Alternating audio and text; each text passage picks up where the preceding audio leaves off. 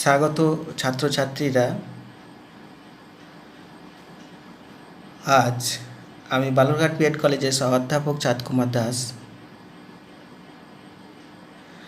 Online ক্লাসের মাধ্যমে BEd 4th sem course code 1.4.6 course name gender school and society এর 4th unit topic construction of gender in curriculum framework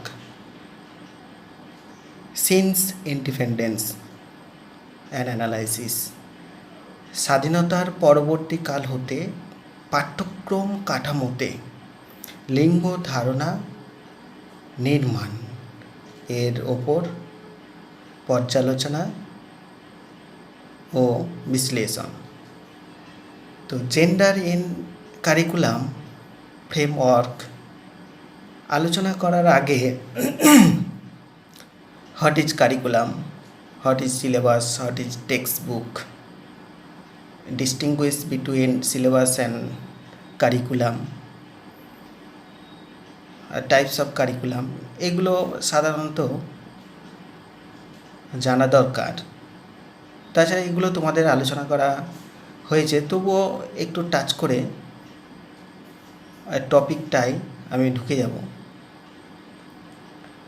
তো সবার প্রথমে আমি বলতে চাইছি পাঠ্যক্রম কাকে বলে।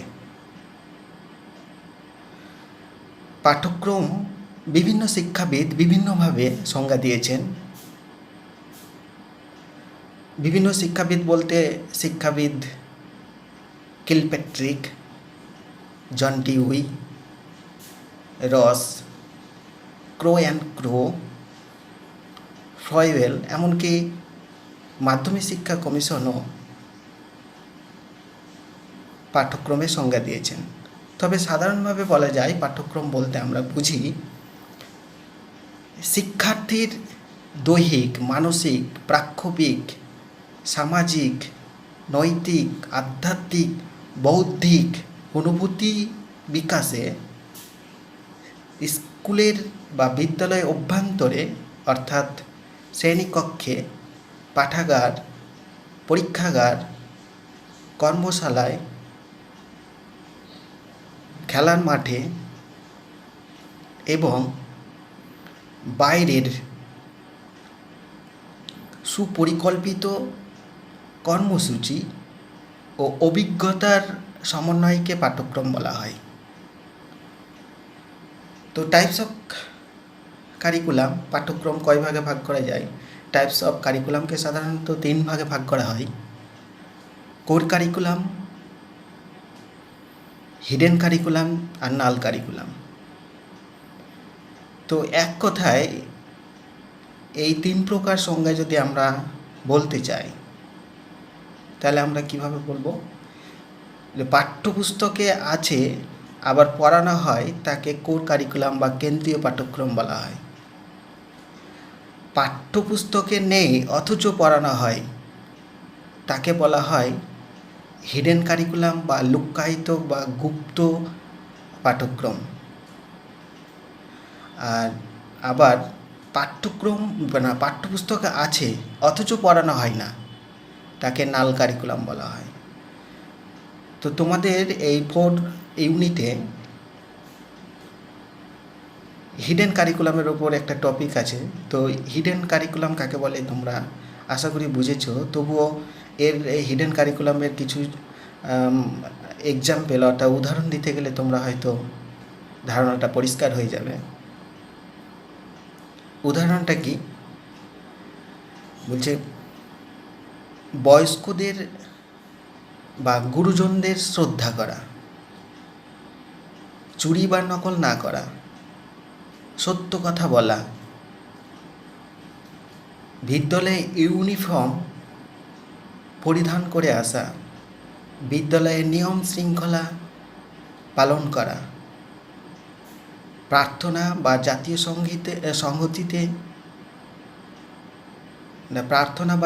সঙ্গীতে উপস্থিত হওয়া, জাতীয় সংহতিবোধের উন্মেষ ঘটানো, বিভিন্ন মনীষীদের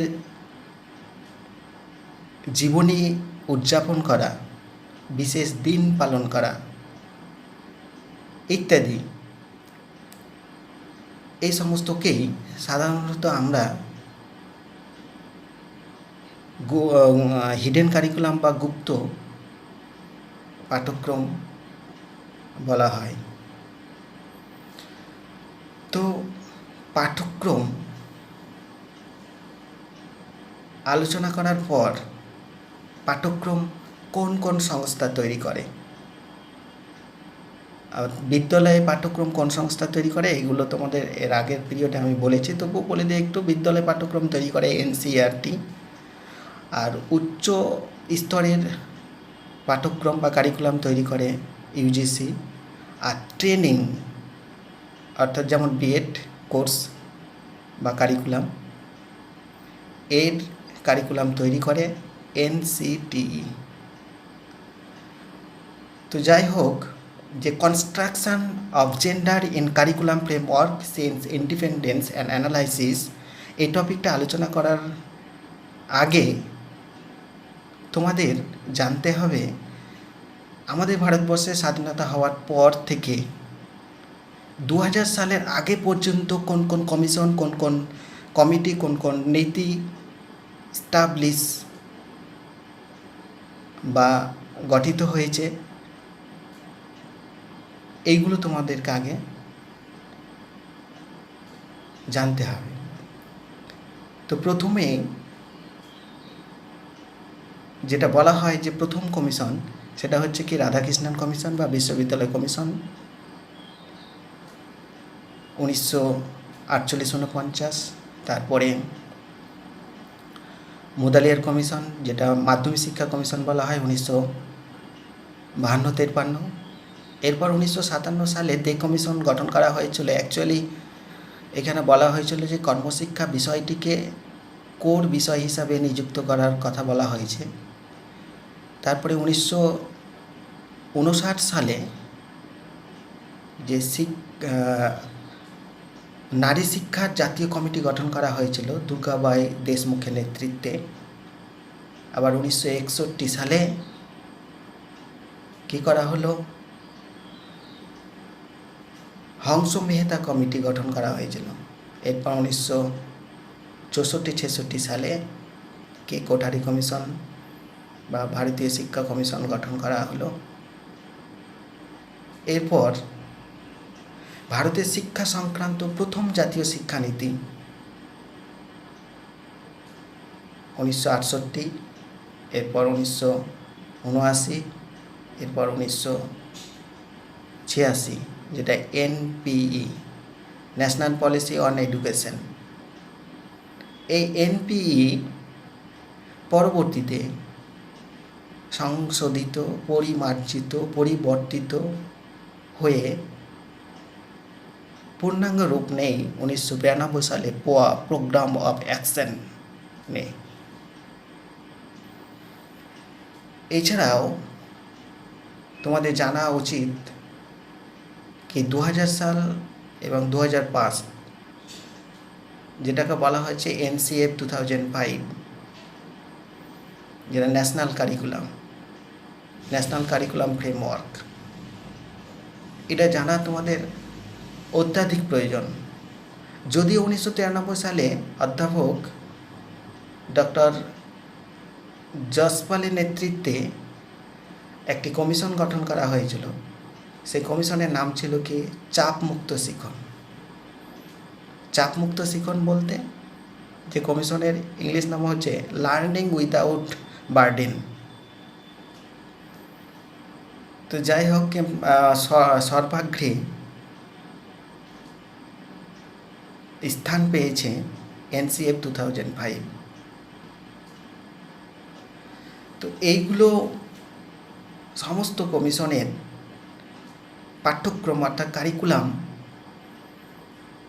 প্রণয়নের ব্যাপারে বা গঠনের ব্যাপারে কোন কমিশন কি বলেছে তার সংক্ষিপ্ত অন্ততপক্ষে তোমাদের জানা দরকার। তো আমাদের ভারতবর্ষ স্বাধীন হওয়ার পর, মানে নতুন স্বাধীন দেশে আর্থসামাজিক, সাংস্কৃতিক, রাজনৈতিক পরিবর্তনের সঙ্গে তাল রেখে শিক্ষার বিভিন্ন স্তরে পাঠ্যক্রম পরিবর্তন হওয়া প্রয়োজন এবং নিরবচ্ছিন্ন।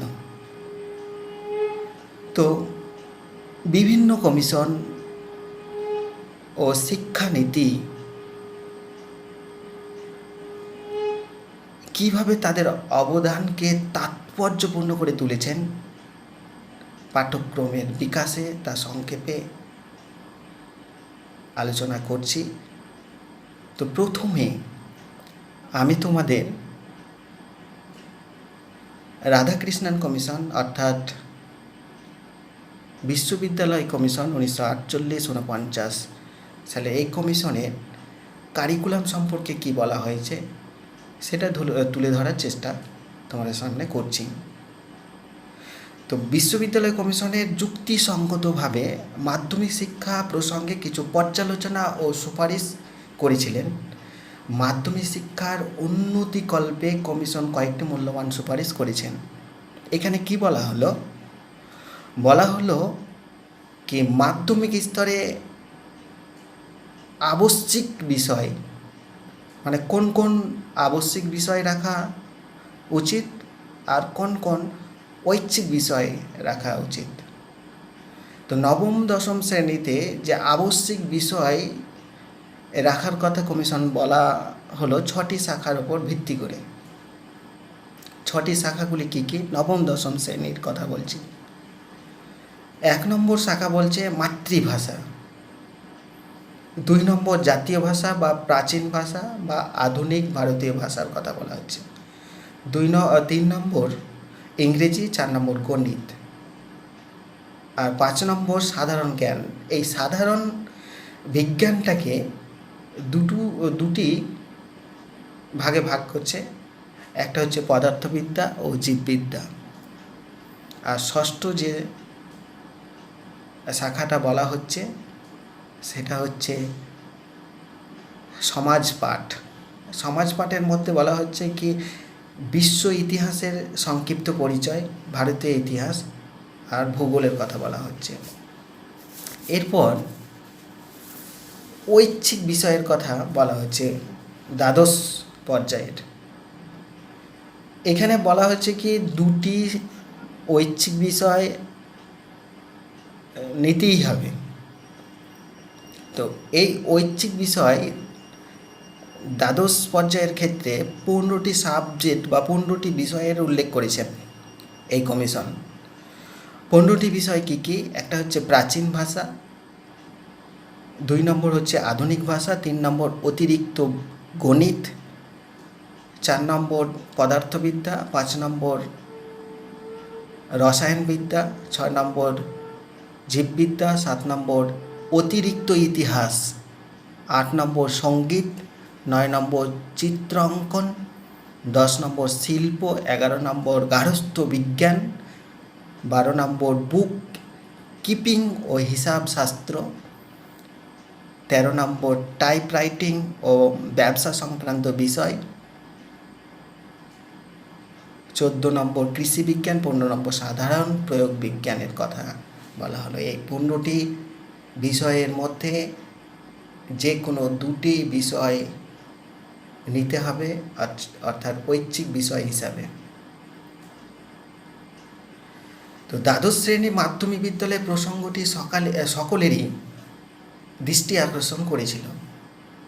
আমাদের পশ্চিমবঙ্গ সরকার একটি কমিটি ছিল, সেটা হচ্ছে টেকনিক্যাল কমিটি।